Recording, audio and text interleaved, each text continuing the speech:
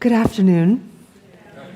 My name is Reverend Krista Taves, lead minister of Eliot Unitarian Universalist Chapel, and it is my great pleasure to welcome you to this congregation for the celebration of life of Irmgard Voss, a beloved member, a woman of integrity, perseverance, patience, kindness, humor, and creativity. We are here to celebrate her life, to rejoice in the legacy that she has left us, and to be together, enjoying each other's company in honor of her. Peter Voss will offer a welcome from the family.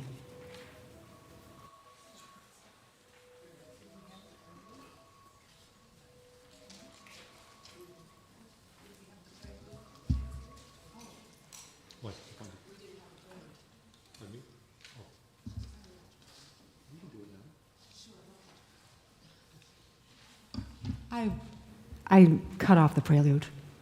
So we're going to have the prelude first, and then Peter will come and welcome us. Thank you.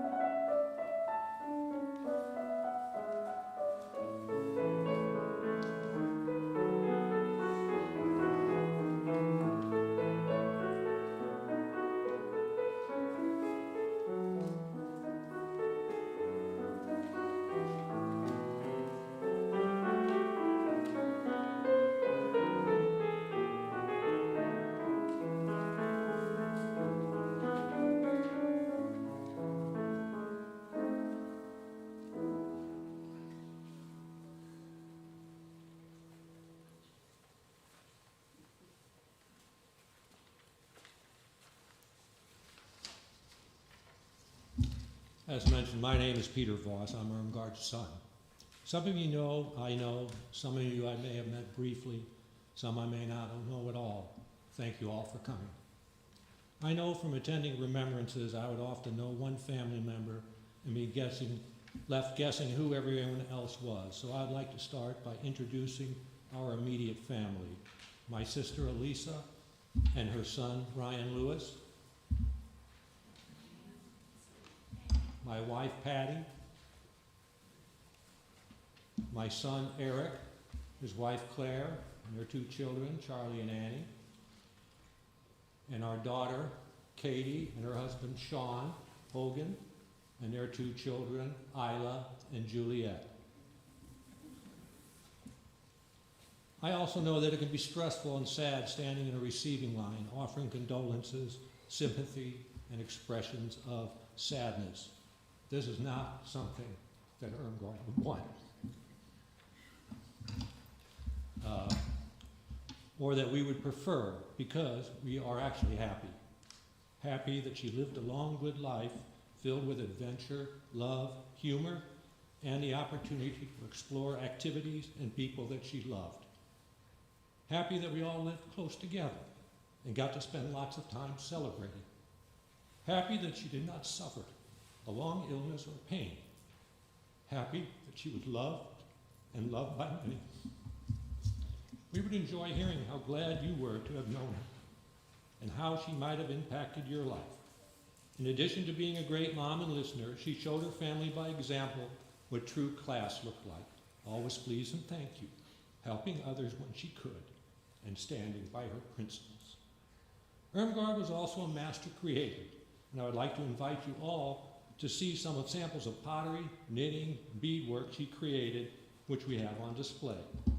It would be easy to be jealous and envious of Irmgard when she was so damn good at everything.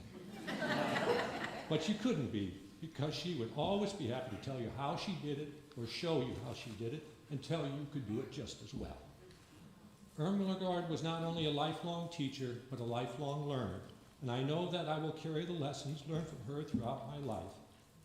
Thank you again for giving Irmgard a wonderful send-off she deserves.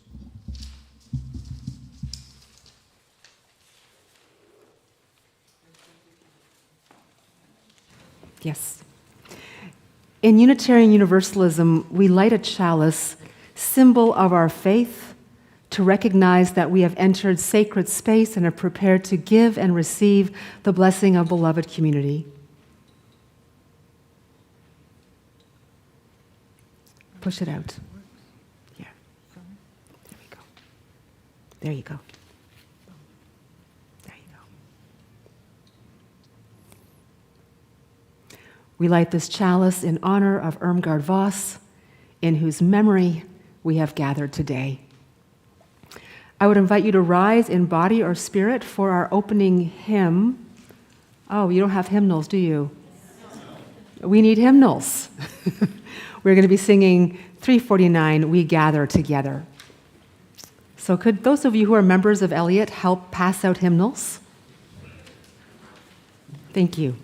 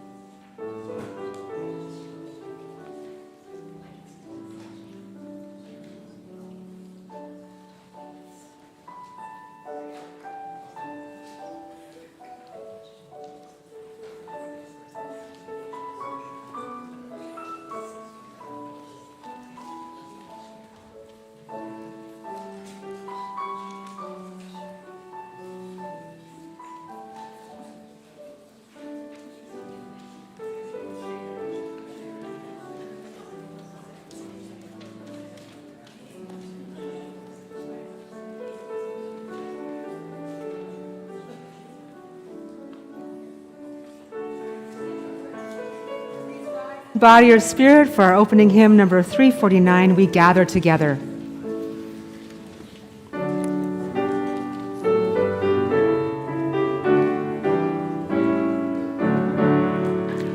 We gather together in joyful thanksgiving, acclaiming Christ's bounty we share, both sorrow and gladness we find now in our life. We bind the hymn of praise to the life that we bear.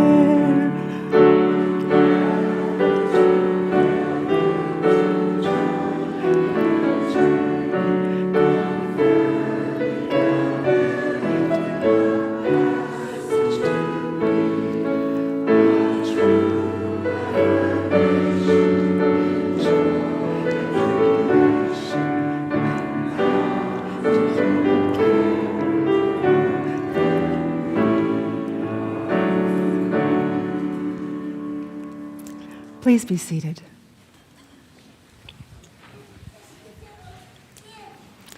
I would invite Elisa Voss now to come forward and read a poem, Death, by Rainer Maria Rilke.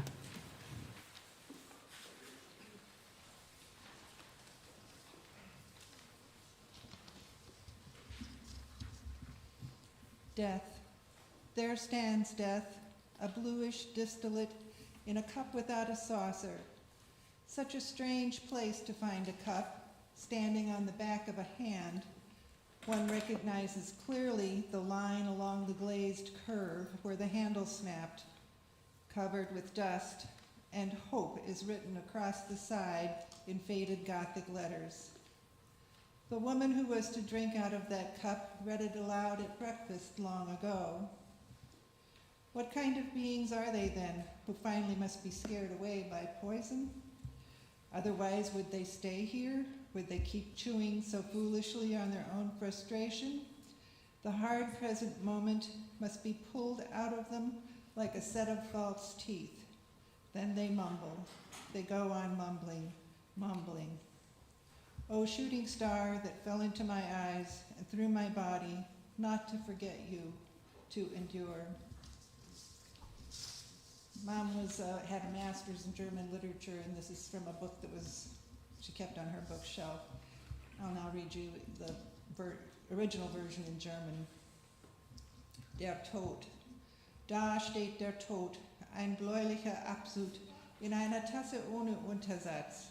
Ein wunderlicher Platz für eine Tasse steht auf dem Rücken einer Hand. Ganz gut erkennt man noch an dem glasierten Schwung des Bruch des Henkels. Staubig und Hoffnung an ihrem Buch in aufgebrauchter Schrift. Das hat der Trinker, den der Trank betrifft, bei einem fernen Frühstück abgelesen. Was sind denn das für Wesen, die man zuletzt wegschrecken muss mit Gift? Blieben sie sonst? Sind sie denn hier vernarrt in dieses Essen voller Hindernis? Man muss ihnen die harte Gegenwart ausnehmen, wie ein künstliches Gebiss. Dann lallen sie, gelal, gelal. O Sternenfall von einer Brücke einmal eingesehen, dich nicht vergessen, stehen.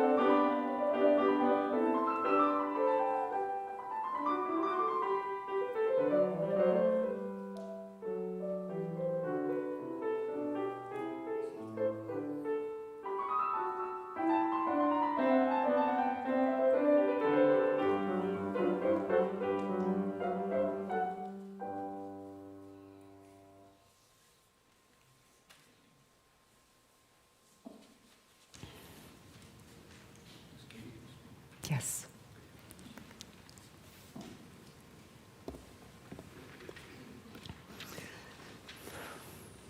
Irmgard Voss was born on November 25th, 1926, in her father's family home in the village of Hamburg-Lochstedt to parents Erna Rutenberg-Hohn and Helmut Hohn.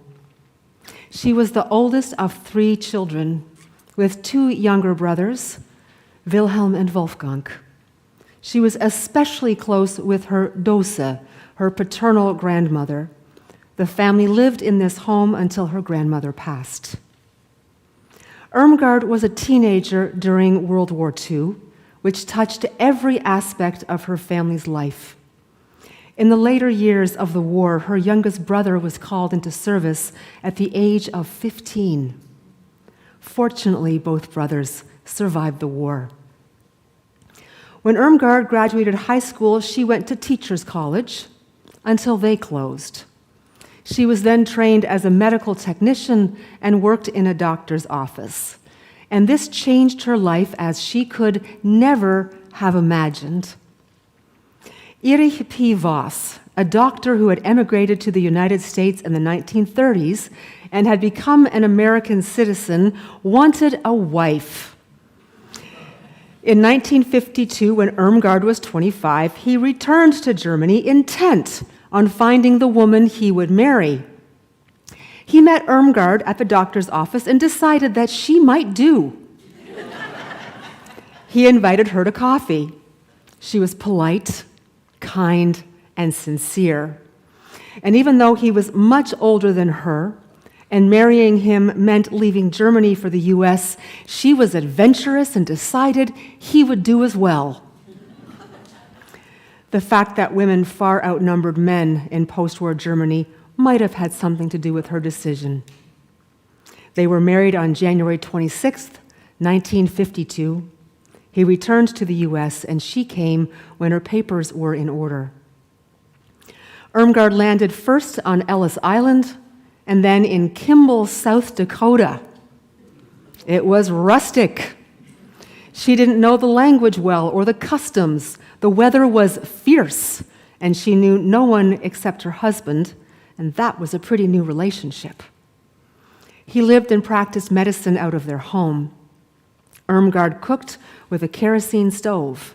There was no central heat or hot water, and she worked as Erich's nurse. She was adaptable, reliable, and carried a positive can-do attitude in all that she did. She perfected her English. With her kindness and graciousness, she quickly made friends in the community. And despite hardly knowing each other when they married, Irmgard and Erich grew to love each other deeply. Erich adored her. Elisa was born July 12, 1953. The family moved to Fort Pierre in 1954. They initially bought a house downtown that housed Erich's practice and the family. Peter was born there on January 28, 1955. Several years later, they bought the former Fort Pierre Hospital, which had been abandoned. Irmgard's industriousness came to the fore, and they renovated the hospital with their living quarters on the second floor. The first floor is where the waiting room, exam rooms, office, and surgery were located. In 1962, they moved to Pontiac, Michigan. Erich began training for specialization in psychiatry, and the family moved to St. Louis for his residency. They lived at the state hospital, taking their meals in the doctor's dining room. In all this time, Irmgard and Erich took special care to stay connected to their families. They traveled to Germany several times by ocean liner, as they were intent on their children knowing the extended family and being known by them. As the children grew older, Irmgard wanted to go back to school to continue the teaching profession she'd started to study in Germany before the colleges were closed after World War II.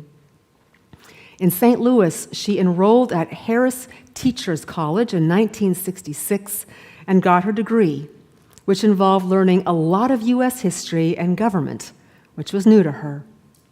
She landed a position as a grade 5 elementary school teacher, and her students loved her. Unfortunately, Erich became ill in the late 1960s. Knowing his time was at hand, he encouraged Irmgard to continue her education. He passed in August of 1970, leaving Irmgard at 44, a widow with 2 teenage children. She steadied herself and went back to school for a master's degree in German literature at St. Louis University. She went on to teach German at Lindbergh High School. She brought care, encouragement, and sincerity to her students who admired and trusted her. For many, she was their favorite teacher. In 1976, her father had a fatal heart attack at the Chicago airport after her parents landed there on their way to St. Louis to celebrate their 50th wedding anniversary. 4 years later, 1980, her mother died in Germany after Irmgard had visited her. In 1980, she completed a Master's of Arts in Teaching at Webster University. When Elisa and Peter left for college, it was a new time in her life. She was actively engaged in the community, continued teaching, and built many friendships. She took her students on field trips and supported the arts programming at the high school. She bought a home in Crestwood, where she lived for over a decade. She retired from teaching German in 1989, and in 1990, she received the Most Influential Teacher Award from the Missouri House of Representatives. Irmgard made the most out of her retirement years. She babysat her grandchildren, taking them on outings around the city, guiding them in making simple crafts, and much more. And I'd like to invite granddaughter Katie Hogan to share more about that.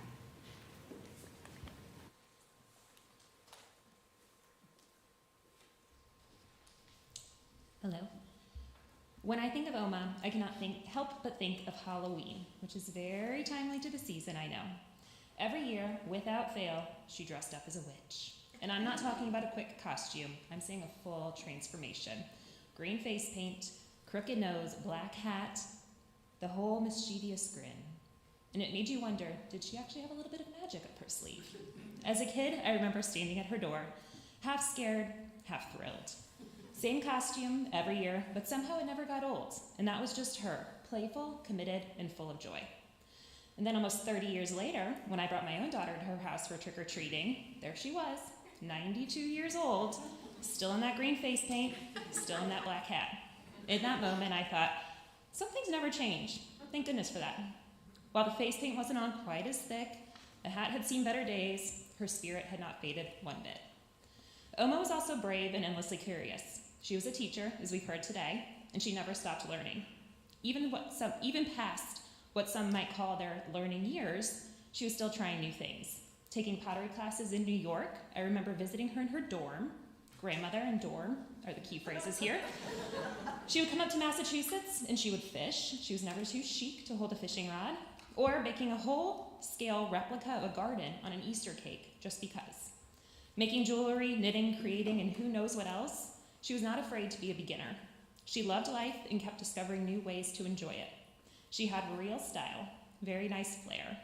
As a kid, I remember trying on her boots and heels. It was one of our favorite things to do.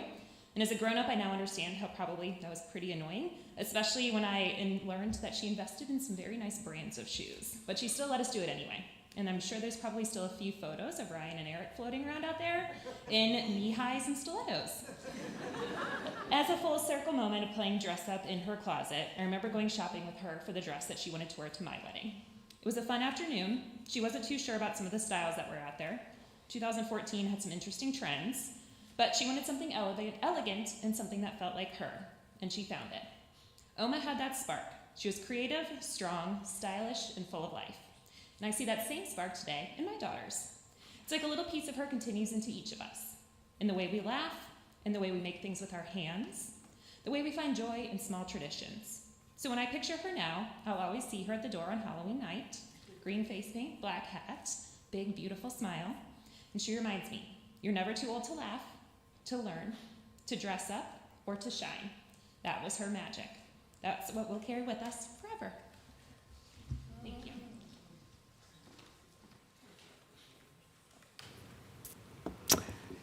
Thank you, Katie. Irmgard loved her retirement. She often hosted former students and extended family visiting from Germany. Some of her high school students stayed in touch. She served on her condo board of directors and the decorating and landscape committees, the perfect place for her. Irmgard especially loved trees, children, and young people. Fairy tale themes from her youth of home and castles always resonated with her. She was fascinated by astronomy and collected pop-up books. In retirement, Irmgard devoted herself to making pottery.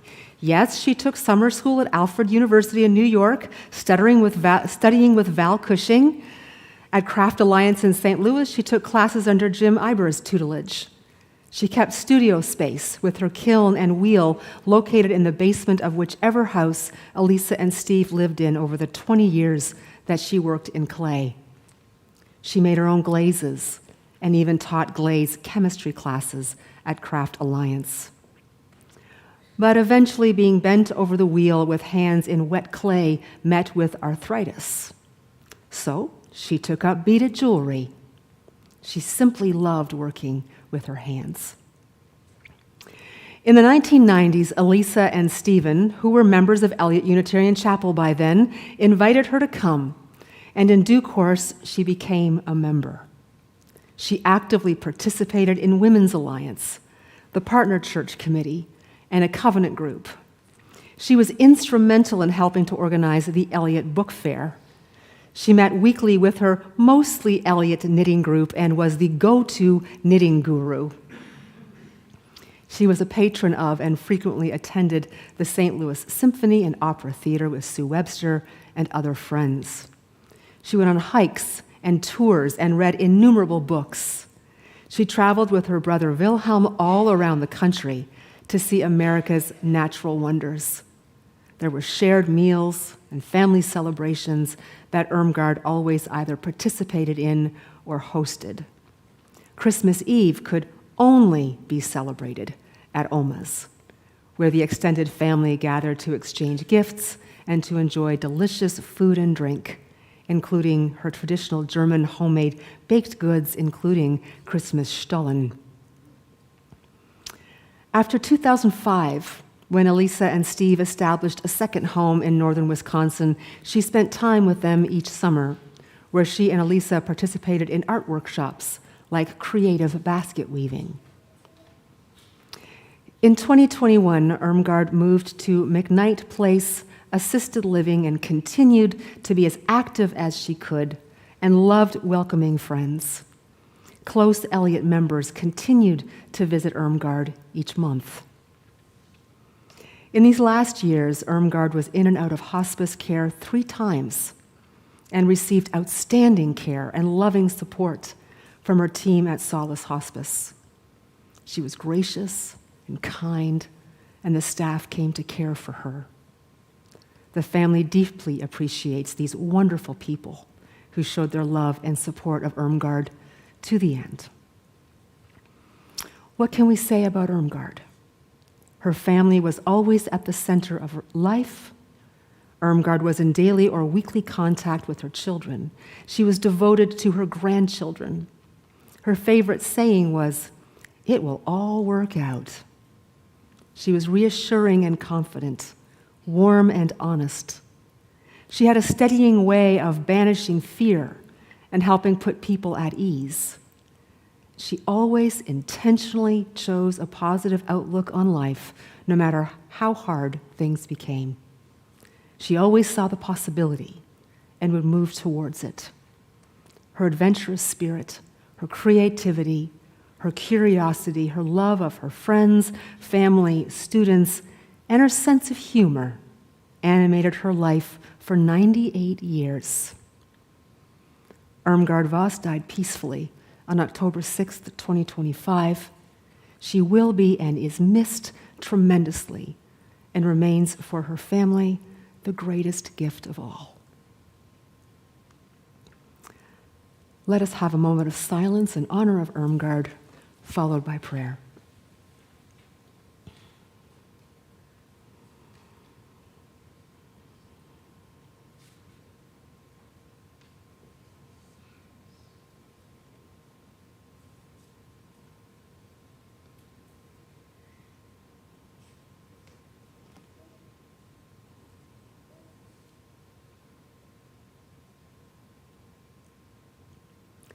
Spirit of life and love, God of grace and never-ending mercy, universal source of all things, we give thanks for the life of Irmgard Voss. We give thanks for her unique way of being. We rejoice in how she blessed us with her joy, her love, her loyalty, her sacrifices, her conviction, her creativity, her ability to welcome all who came into her life with happiness and gratitude. She made this world a much better place. For anything left unfinished and unsaid, may we find acceptance and forgiveness. May we offer our love and care to those who feel her absence most keenly. May you know that you are not alone. You are surrounded by a cloud of witnesses, by spirit, and by the love of too many to name. Let us celebrate the truths revealed in her wondrous life, for they are woven into the fabric of the larger life of which we and she are all a part. Human life is a sacred thing. Its beginning is sacred, its span of years is sacred, and its ending is sacred too. Let Irmgard's name be inscribed on the tree of life forever. Amen and blessed be.